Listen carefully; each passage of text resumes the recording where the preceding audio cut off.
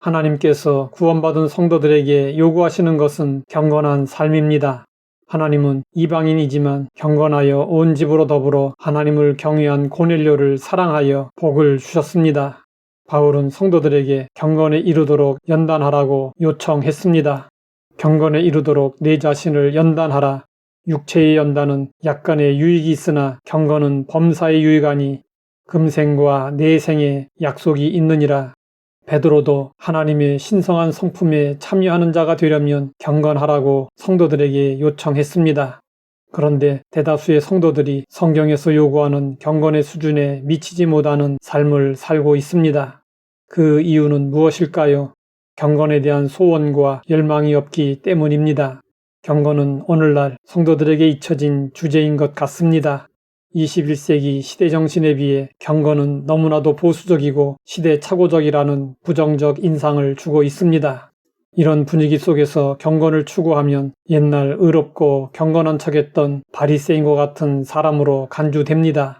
이런 현상은 경건에 대한 무지와 영적 둔감과 영적 수준의 저하 때문입니다. 그러면 참된 경건은 무엇일까요? 경건을 예배, 기도, 찬송과 같은 신앙의 행위에 국한되는 것으로 이해하는 성도들이 많습니다. 그러나 성경이 말하는 경건은 일상생활과 구분된 신앙적 활동만을 의미하는 것이 아닙니다. 그 반대로 일상생활과 신앙생활을 하나로 통합하는 것입니다. 또한 일반적인 것과 성스러운 것을 하나로 묶는 것이고 주일이 다른 날과 분리되지 않고 주일의 연장이 되도록 하는 것입니다. 경건은 날마다 하나님을 의식하며 하나님께 바쳐진 삶을 사는 것입니다. 바울은 구원받은 성도들에게 요청했습니다. 그러므로 형제들아, 내가 하나님의 모든 자비하심으로 너희를 권하노니 너희 몸을 하나님이 기뻐하시는 거룩한 산 제물로 드리라. 이는 너희가 드릴 영적 예배니라. 우리 몸을 하나님께 바치라는 것입니다. 여기서 몸은 우리의 육체만을 의미하는 것이 아닙니다. 우리의 삶 전체를 의미합니다. 주일 예배 시간만 경건할 것이 아니라 일상생활에서도 경건해야 합니다. 경건한 사람은 자기 방식이나 세상의 가치관에 따라서 살지 아니하고 오직 하나님의 뜻을 추구합니다. 무슨 일을 하든지 하나님을 생각하고 모든 일을 하나님의 이름으로 행합니다.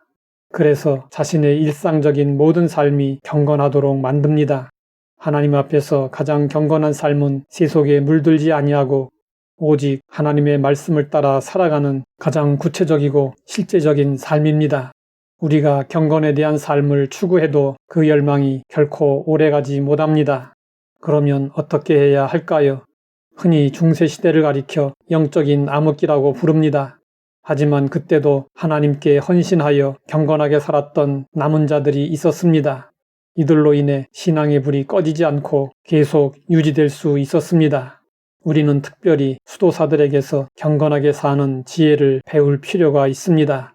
수도사들에게 가장 중요한 것은 그들이 수도사가 될 때 하나님께 서약한 수도사의 서약을 지키는 일이었습니다.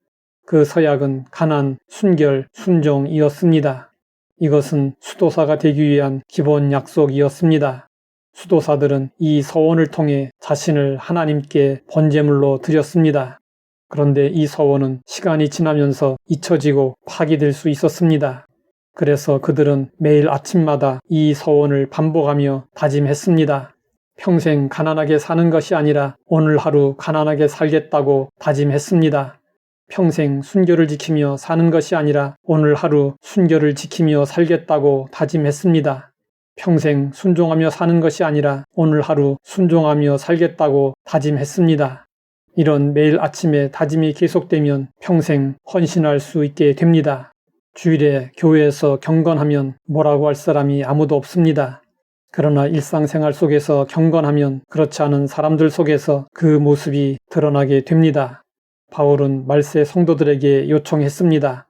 경건의 모양은 있으나 경건의 능력은 부인하니 이 같은 자들에게서 내가 돌아서라. 그러면 어떻게 될까요? 무릇 그리스도 예수 안에서 경건하게 살고자 하는 자는 박해를 받으리라. 예수님을 따라가는 길은 고독하고 외로운 길이며 고난의 길입니다. 자기를 부인하고 날마다 자기 십자가를 지고 가는 길입니다. 예수님 안에서 경건하게 살고자 한다면 박해를 각오해야 합니다.